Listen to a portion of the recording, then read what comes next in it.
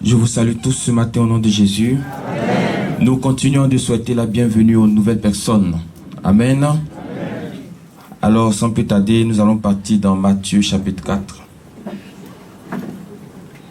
Matthieu chapitre 4. Matthieu chapitre 4. Regardons ensemble à partir du verset 5. Matthieu chapitre 4, à partir du verset 5.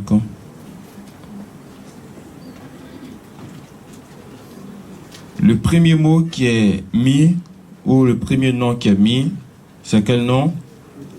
Le diable. Amen. Amen.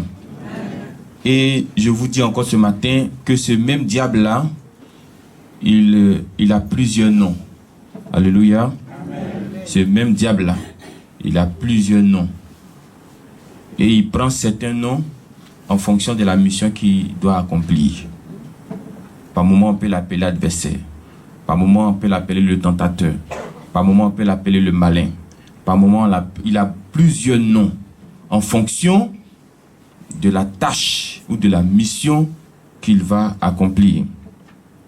Le diable le transporta dans la ville sainte, le plaça sur le haut du temple et lui dit: si tu es fils de Dieu, jette-toi en bas, car il est écrit: il donnera des ordres à ses anges à ton sujet et ils te porteront sur les mains, de peur que ton pied ne heurte contre une pierre.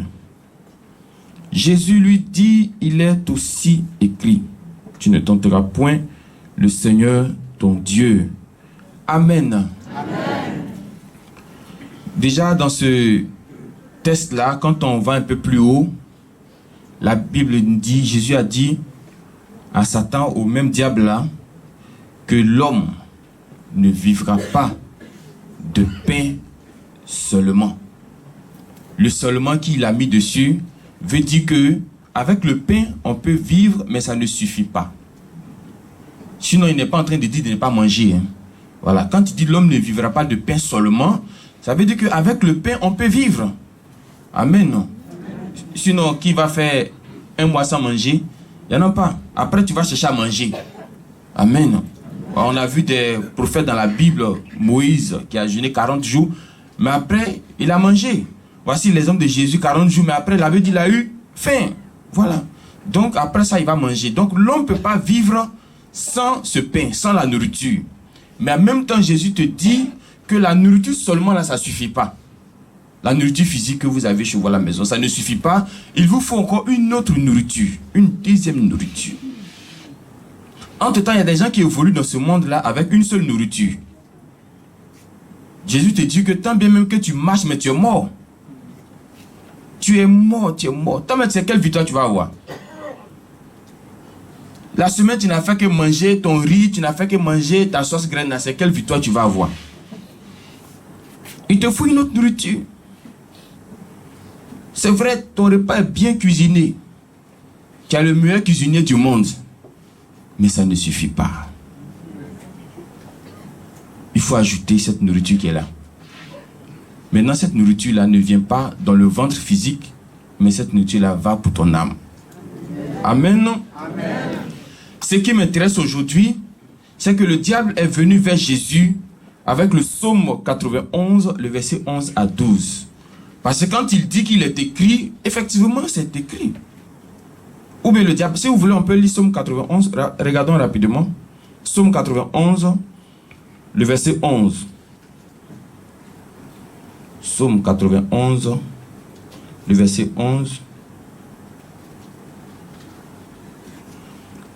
Car il ordonnera à ses anges de te garder dans toutes tes voies. Ils te porteront sur les mains, de peur que ton pied ne heurte contre... Est-ce que c'est pas ce que le diable a répété là-bas? Est-ce qu'il a menti? Non, il n'a pas menti. Il n'a pas menti. Et vous savez que le diable connaît la parole. Voilà. Puisqu'il était auprès de Dieu là-bas. Donc il n'a pas menti. Il a effectivement dit à Jésus ce qui était écrit. Maintenant, pour combattre ça là, Jésus va prendre une autre parole aussi pour venir contre lui. Parce qu'il sait que ce que le diable est en train de dire là, ce n'est pas pour qu'il soit dans la joie ou bien dans la... Non, il y a un piège derrière. Amen. Amen. Maintenant, imaginez-vous un instant. Parce que ce que Jésus a donné, ça c'est le Deutéronome 6,16. Imaginez-vous un instant que Deutéronome 6,16, là, Jésus ne connaissait pas ça. Qu'est-ce qui allait lui arriver si j'étais? La mort. Amen. Est-ce qu'on se comprend un peu? S'il se jetait, c'est fini. Imaginez-vous un instant. Mais il est censé connaître. Amen, non? Amen. Et je suis sûr que de la même manière que le diable est venu vers Jésus, c'est comme ça il vient vers nous chaque jour.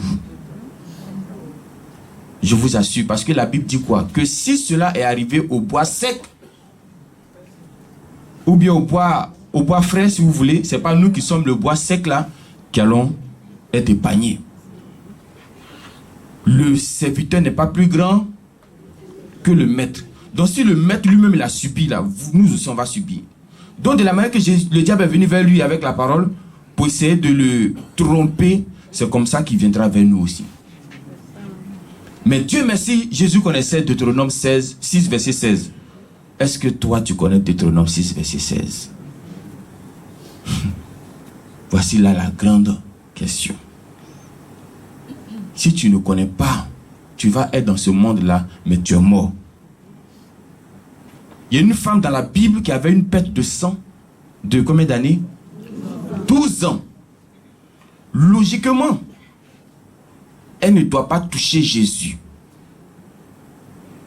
Parce que selon Lévitique, quand tu as une perte de sang, on doit te mettre où? À l'écart. À l'entrée, quelque part au fond là-bas. Jusqu'à ce que les menstrues finissent. Mais elle est malade. Elle entend qu'il y a quelqu'un qui est en train de guérir l'autre côté là-bas. Et puis il y a un texte de la Bible qui la bloque. Il y a un texte de la Bible qui la calme. Mais je vous dis que pour qu'elle quitte là-bas là, c'est un autre texte de la Bible sur lequel elle s'est appuyée. Le texte qui a dit venez à moi. Donc pendant que le diable est en train de lui dire là-bas que Lévitique dit tant. Elle aussi est en train de dire Matthieu 11 verset 28 dit que venez à moi vous tous qui êtes fatigués, chargés. Imaginez-vous un insensé qui ne connaissait pas Matthieu 11 verset 28. Est-ce que toi tu connais? Voici le problème. Vous ne connaissez pas là, ça ne peut pas aller, je vous assure. Si moi l'ennemi veut prendre une parole pour m'attaquer là, je vais prendre une autre pour l'attaquer. C'est la même parole là, on va prendre. C'est pas autre, c'est la même chose on va prendre. Mais moi, pour moi là, c'est actualisé. Pour lui là, c'est ancienne version. Prenez la version actualisée aujourd'hui. Amen. Papa Florian est la version actualisée de ce que Dieu a fait au temps de Joseph. Amen. Est-ce que toi tu connais Joseph? Tu connais David? Tu l'as déjà vu? Non. Tu as rêvé un jour à lui? Non. Mais quand Papa Florian dit que le Dieu de Daniel est le même Dieu d'aujourd'hui là, est-ce que quand les miracles se passent, tu ne vois pas? Tu ne peux pas toucher? Si quelqu'un vient te dire que Jésus-Christ est ressuscité, vous voyez, je finis maintenant par là. Quand Jésus-Christ est ressuscité là, vous voyez que Paul et Pilate a payé des gardes pour aller dire aux gens que c'est faux, il n'est pas ressuscité. Mais ses disciples l'ont pris pour le cacher quelque part là-bas. Donc voici le combat entre Pilate et puis les Pierre, les Paul. Là. Maintenant, si les Paul, les Pierre veulent dire que non, on n'a pas caché, mais il est effectivement ressuscité, il faut qu'il y ait démonstration. En ce moment-là, Paul va regarder un malade boiteux, il va lui dire, Jésus-Christ que vous dites qu'on l'a caché, mais il n'est pas ressuscité là. Moi, je te dis qu'il est ressuscité. Et comme preuve, lève-toi et marche. Et le monsieur se lève, il marche. Qui l'a fait marcher? Est-ce que quelqu'un qui est mort peut faire marcher son camarade? Non. Gloire à Dieu. Amen. Est-ce que tu comprends le texte d'aujourd'hui? Je dis, le diable va venir avec toi là. Ce n'est pas avec haute parole. Il viendra vers toi, peut-être avec le psaume 91. Pour d'autres, il viendra vers eux avec le psaume 92. D'autres, il viendra vers eux avec Deutéronome, ceci, cela. Mais toi, il faut prendre quelque chose pour aller contre lui. Amen. Amen. Je vois encore l'exemple de Pierre lui-même. Lorsque Dieu voulait sauver Corneille dans Actes chapitre 10. Comment Dieu va toucher Corneille pour que Corneille se rende dans la maison de l'autre. Corneille aussi ne peut pas se rendre dans la maison de l'autre parce qu'il y a un autre texte de la Bible quelque part là-bas qui le coince. Et cet autre texte de la Bible qui le coince là, c'est Dieu encore qui a donné ça, hein, c'est pas quelqu'un d'autre qui a donné. Donc si Dieu veut dire un coup comme ça, va chez Corneille, va dire non, moi je ne peux pas entrer là-bas. Vous vous rappelez, la femme samaritaine a dit à Jésus, il n'y a pas de relation entre toi et puis nous. Mais elle s'est appuyée sur quoi pour dire, c'est écrit. Donc Dieu va faire il va donner une vision à Pierre. Pierre voit les animaux interdits de Lévitique là. Tous les animaux que Dieu a défendus. Tous les animaux que Dieu interdit là.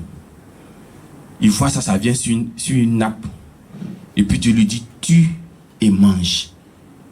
Il dit non. Moi, Lévitique 23, verset 4 dit de ne pas tuer, machin. Apocalypse, il a commencé à réciter tous les versets là. Dieu lui dit, ce que moi, je déclare pur, personne ne peut déclarer ça impur. Amen. Donc si moi je te dis, tue et puis mange, c'est moi le même qui a dit de ne pas manger les silus et autres. Mais aujourd'hui, je vous dis de manger. Parce que l'autre côté là-bas, il n'y a pas sang de Jésus qui a coulé. C'était le sang des boucs, le sang des taureaux. Ça ne peut pas effacer le péché. Ça ne fait que fermer. Ça cache. Vous voyez, le sang de l'autre côté, ça cache le péché. Ça cache, ça n'efface pas. Hein. Ça cache. C'est là, mais c'est caché. Mais le sang de Jésus, là, ça ne cache pas. Ça efface. Que Dieu te bénisse aujourd'hui au nom de Jésus.